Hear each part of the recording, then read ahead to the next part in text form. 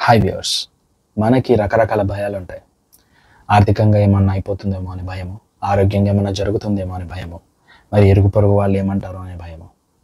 అన్నిటికంటే పెద్ద భయం ఏంటి అంటే, ఎక్కడ నేను అవమానింపబడతానేమో అని భయము. అవమానం గురించిన ఆలోచన చాలామందికి ఉంటుంది. ఎస్పెషల్లీ మిడిల్ క్లాస్‌లో ఉన్న వారికి చాలామందికి ఈ భయం ఉంటుంది. అందుకని వాళ్ళు చాలా గుట్టుగా బతుకుతూ ఉంటారు. చాలా రెస్పెక్టబుల్‌గా బతుకుతూ ఉంటారు. అయితే ఏంటంటే కొన్నిసార్లు ఈ భయము అధిగమించడం వల్ల అనారోగ్యం రావడం, లేకపోతే డిప్రెషన్‌కి లోనవ్వడం లాంటివి జరుగుతుంది. మరి అటువంటి అవమానం యొక్క భయాన్ని మనం ఎలా డీల్ చేయాలి?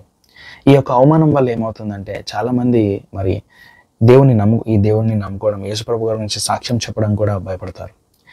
సాక్ష్యం చెప్పడం గురించి వదిలేసేయండి. వారి జీవితాల్లో కొన్ని జరిగిన గొప్ప కార్యాలు కూడా చెప్పడానికి భయపడతా ఉంటారు. నోరు తెరిచి మాట్లాడడానికి భయపడుతూ ఉంటారు. సోదరుడు, సోదరి, మరి బైబిల్‌లో ఒక వచనం ఉంటుంది.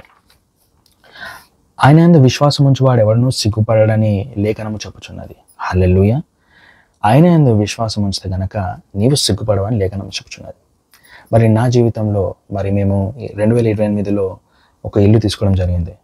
దాని తర్వాత మెల్లిగా ఆ ఇల్లు యొక్క లోన్ కట్టక అది లోన్ కాస్త లక్షలుగా మారి మరి ఇల్లు ఆక్షన్‌కి వెళ్ళిపోయింది.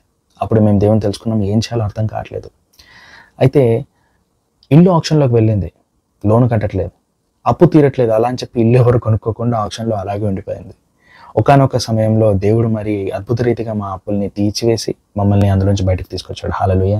సహోదరుడా, సహోదరి, నీవు ఈ యొక్క ప్రజెంట్‌లో ఏదైతే కష్టం గుండా, అవమానం గుండా వెళ్తున్నావో, అవమానపడతానని భయపడుతున్నావో, ఆయన యందు విశ్వసించి ఉన్నావు గనక నీవు అవమానింపబడవు. హల్లెలూయా. నీవు అవమానింపబడతావని ఆ భయం నుండి బయటికి వస్తావు, ఆ సమస్య నుంచి బయటకు వస్తావు. సరే, ఇది బాగానే ఉంది. మరి ప్రజెంట్‌గా మరి ఏమైనా అవమానాలు రాకుండా ఉన్నాయంటున్నారు. సరే, నా గతంలో నేను అవమానింపబడ్డాను, వాటి సంగతి ఏంటి అని క్వశ్చన్ రావచ్చు. ఒక వచనం చూసుకుందాం. మీ అవమానము ప్రతిగా రెట్టింపు ఘనతనొందుదురు, నిందకు ప్రతిగా తాము పొందిన భాగమును అనుభవింతురు. హల్లెలూయా. బైబిల్‌లో యెఫ్తా అనే ఒక దైవజనుడు, ఒక యోధుడు ఉంటాడు. కానీ అతను ఒక వేశ్యకు పుట్టినందుకు మరి అతని అన్నదమ్ములు, అతని ఇంటి వారందరూ అతన్ని వెలేస్తారు. వెలేసిన తర్వాత కొన్ని రోజులకి ఆ దేశం మీదకి ఒక యుద్ధం వచ్చినప్పుడు ఏం చేయాలో అర్థం కానప్పుడు ఈ యెఫ్తాని దేవుడు వాడుకొని వారికి విడుదలనిస్తాడు. హల్లెలూయా. అయితే ఆ వేశ్య కుమారుడైన యెఫ్తా యోధుడుగా మారాడు. విడుదలనిచ్చిన ఒక యోధుడుగా, లీడర్గా మారాడు. హల్లెలూయా. అయితే అతని గతంలో జరిగిన దాన్ని దేవుడు వర్తమానంకు, భవిష్యత్తుకు మరి ఘనతగా మార్చాడు. హల్లెలూయా.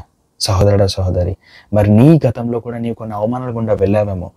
I'm saying God is about to change your past, present and future also. Hallelujah. So don't worry, God is about to change this. అలాగే మరి ఏ అవమానం గుండా నువ్వు వెళ్తా అనుకుంటున్నావో అది కూడా మరి నీకు జరగదు. నీవు ఆయన యందు విశ్వసించి ఉన్నావు గనక నీవు సుగ్గునందవు. హల్లెలూయా.